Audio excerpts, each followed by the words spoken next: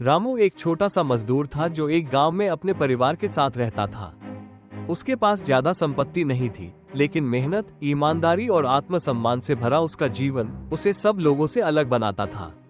वो रोज सुबह जल्दी उठता, अपने पुराने औजार उठाकर शहर की ओर चल पड़ता और जो भी मजदूरी का काम मिलता पूरी निष्ठा और ईमानदारी से करता।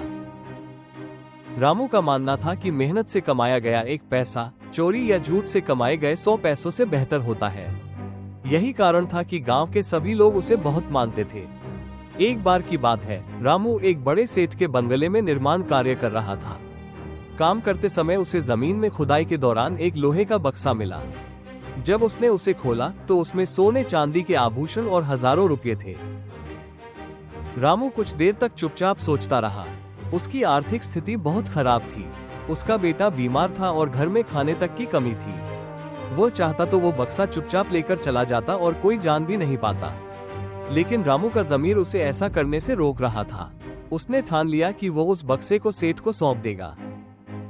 रामू ने बक्सा उठाया और सेठ के पास जाकर सब कुछ सच सच बता दिया। सेठ पहले तो हैरान हुआ, फिर जब उसने बक्सा खोला और उसमें अपने दादा के पुराने गहने देखे तो उसकी आंखों में आंसू आ गए। वो रामू की ईमानदारी से बहुत प्रभावित हुआ। सेठ ने रामू को इनाम में बहुत सारे पैसे और स्थायी नौकरी देने की पेशकश की। पहले तो रामू ने मना कर दिया, लेकिन सेठ के जोर देने पर वह मान गया।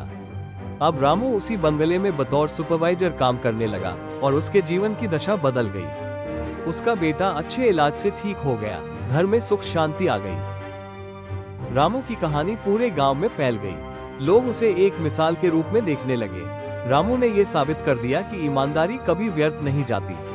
समय चाहे जैसा भी हो, अगर इंसान सच्चाई और मेहनत का साथ ना छोड़े तो एक दिन सफलता जरूर मिलती है। सीख: ये कहानी हमें ये सिखाती है कि ईमानदारी, आत्मसम्मान और मेहनत से बढ़कर कोई संपत्ति नहीं होती। जीवन में कठिनाइयां आएंगी, लेकिन अगर हम सही मार्ग पर डटे रहें तो अंत में जीत सच्चाई की ही होती है।